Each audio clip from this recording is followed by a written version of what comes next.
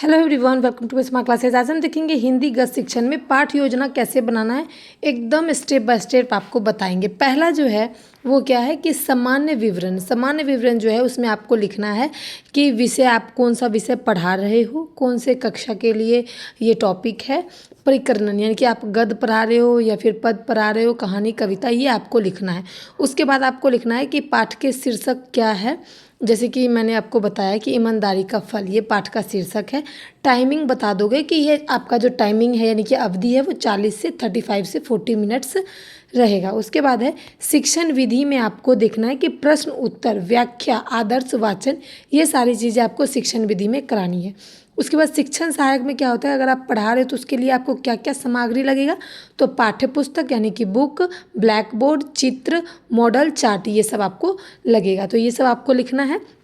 दूसरे नंबर पे आपको आता है सामान्य उद्देश्य। आपका उद्देश्य क्या है, तो विद्यार्थी में हिंदी के प्रति रुचि उत्पन्न करना। अगर आपका हिंदी टॉपिक है तो उसमें रुचि उत्पन्न करना, अगर इंग्लिश है, साइंस है तो उसमें आप रुचि उत्पन्न करवा सकते हो बच्चे को। उसके बाद दूसरा है शुद्ध एवं स्पष्ट वाचन का विकास करना, यानी कि शुद्ध और स्पष्ट लिखना बोलना, ये आपको सिखाना है। विद्यार्थी के शब्द भंडार में वृद्धि करना है। छोटे बच्चे एक पेज में आंसर देते हैं और बड़े होते जाते हैं तो धीरे धीरे 2 पेज 3 पेज का आंसर होता है, तो उसके अकॉर्डिंग शब्द भंडार में वृद्धि करना। मौखिक एवं लिखित अभिव्यक्ति का विकास करना। एक विद्यार्थी के अंदर बोलने और लिखने दोनों की क्षमता का विकास करना होता है। मौलिक नेतृत्व पर भी विकास करना पड़ता है, यानी कि मूल अधिकार भी बताना पड़ता है। तीसरा स्टेप है विशिष्ट उद्देश्य। ये सब आप एक बॉक्स बनाकर लिखोगे। विशिष्ट उद्देश्य में क्या है कि पाठ के अंत में विद्यार्थी से आपको क्या क्या पूछना है वो आप देखोगे। पाठ का शुद्ध वाचन कर सके, यानी कि जो आप पाठ पढ़ा रहे हो आप, बच्चे उसका शुद्ध पढ़ सकते हैं। कठिन शब्दों का अर्थ बता सकें, यानी कि अगर बच्चे को कठिन शब्द लगता है तो आप उसके शब्दार्थ कराएं, बच्चे को शब्द का अर्थ समझाएं।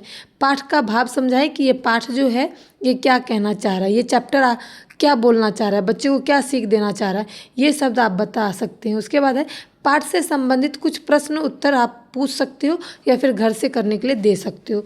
उसके बाद ईमानदारी के फल को समझ सकते हैं, यानी कि अगर जो टॉपिक है उसके फल को आपको समझना है। 4 नंबर है पूर्व ज्ञान। उसके बाद अगर आप कोई टॉपिक पढ़ाते हो तो उससे पहले कुछ चीज़ें बच्चों से पूछना चाहिए। पूर्व ज्ञान यानी कि जो वो पढ़े हुए हैं उसके अकॉर्डिंग, जैसे कि आप समझोगे कि ईमानदारी से आप क्या समझते हैं, ये बच्चों से आप पूछ सकते हो। उसके बाद क्या आपने कभी किसी व्यक्ति को ईमानदारी से काम करते देखा है। यदि आपको रास्ते में कोई भी चीज़ खोई हुई आपको मिलती है तो आप उसका क्या करेंगे। ये लॉजिक सा क्वेश्चन है, ये बच्चों से आप पूछ सकते हो। विद्यार्थी के अंदर उत्तर के आधार पर शिक्षक पाठ की और ध्यान आकर्षित करेंगे। ऐसे क्वेश्चन पूछने के बाद बच्चे को पाठ की ओर ले जाएंगे, पाठ की ओर बताएंगे कि आज हम ये पढ़ने वाले हैं। उसके बाद आप देखोगे प्रस्तावना। पहले शिक्षक क्या कहेंगे, बच्चों आज हमने एक ऐसा गुण के बारे में पढ़ेंगे जो व्यक्ति के सम्मान दिलाता है, व्यक्ति को सम्मान दिलाता है, उसके बारे में आपको जानने को मिलेगा। यदि हमें रास्ते में किसी दूसरे व्यक्ति की वस्तु मिल जाती है तो हमें क्या करना चाहिए। विद्यार्थी को उत्तर सुनने के बाद, जो विद्यार्थी हैं वो इस उत्तर जवाब देने के बाद इस प्रश्न का शिक्षक बताएंगे कि आज हम ईमानदारी का फल पढ़ेंगे और ईमानदारी का फल जो है वो गद्य पाठ में पढ़ेंगे, यानी कि कहानी के तौर पर, नाटक के तौर पर हम इसे पढ़ेंगे। उसके बाद आपको शिक्षण प्रक्रिया स्टार्ट करना। शिक्षण यानी कि पढ़ाने की प्रक्रिया। शिक्षक का क्या कार्य है वो एक साइड लिखना है, विद्यार्थी का क्या कार्य है वो आपको एक साइड लिखना है और बॉक्स बना देना है, जैसे कि मैंने यहाँ पर बनाया है।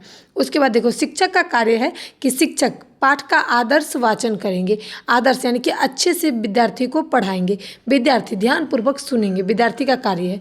उसके बाद शिक्षक का जो कार्य है वो दूसरा क्या है, शिक्षक विद्यार्थी से अनुकरण वाचन करवाएंगे। अनुकरण यानी कि विद्यार्थी से पाठ का वाचन करवाएंगे, पाठ को पढ़ने के लिए कहेंगे, ये विद्यार्थी का कार्य है।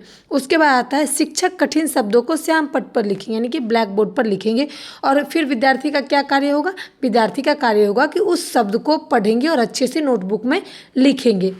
उसके बाद आपको 4 नंबर में आता है कि शिक्षक जो है वो कठिन शब्दों को समझाएंगे, लिखने के साथ साथ समझाएंगे उसका अर्थ को, और विद्यार्थी क्या करेंगे, इस अर्थ को अच्छे से समझेंगे और अगर आपको लिखना है तो लिख भी सकते हैं। उसके बाद है शिक्षक का कार्य है कि शिक्षक अनुच्छेद की व्याख्या करेंगे, हर एक अनुच्छेद की व्याख्या करेंगे और विद्यार्थी जो है वो ध्यानपूर्वक सुनेंगे। अनुच्छेद यानी कि जो कोमा विराम होता है, एक एक पैराग्राफ को अच्छे से समझाएंगे और ध्यानपूर्वक विद्यार्थी जो है सुनने का कार्य करेंगे। शिक्षक का फिर कार्य आता है कि कि शिक्षक पाठ से संबंधित प्रश्न पूछेंगे, पाठ्य खत्म होने के बाद प्रश्न पूछेंगे, विद्यार्थी का कार्य है उसको उत्तर देना। उसके बाद 7 आता है कठिन शब्दों एवं शब्दार्थ, यानी कि ईमानदारी जो चैप्टर है उससे आपके कठिन शब्द जो है शिक्षक ब्लैक बोर्ड पर लिखवा रहे हैं, जैसे कि ईमानदारी यानी कि सच्चाई का व्यवहार, परिश्रम का अर्थ होता है मेहनत, लालच का अर्थ होता है अधिक पाने की इच्छा, और पुरस्कार का अर्थ होता है कि अच्छे कार्य करने के बदले में हमें कुछ सम्मानित किया जाता है। संतोष, मन की प्रशंसा, आपके सामने लाख रुपए रखा है लेकिन अगर आपके मन में संतोष है तो आपको अपने चीज़ों से ही प्रसन्नता मिलेगी। तो ये आपका ईमानदारी चैप्टर के कुछ कठिन शब्दार्थ हैं। अब हम देखेंगे बोधात्मक प्रश्न, यानी कि जो शिक्षक है वो बुद्धि का टेस्ट कर रहे हैं, माइंड टेस्ट कर रहे हैं बच्चों के लिए। वो पहला क्वेश्चन पूछ रहे हैं कि पाठ का मुख्य विषय क्या था, तो विद्यार्थी क्या उत्तर देंगे, पाठ का जो मुख्य विषय है, मुख्य टॉपिक है वो क्या है, ईमानदारी का महत्व।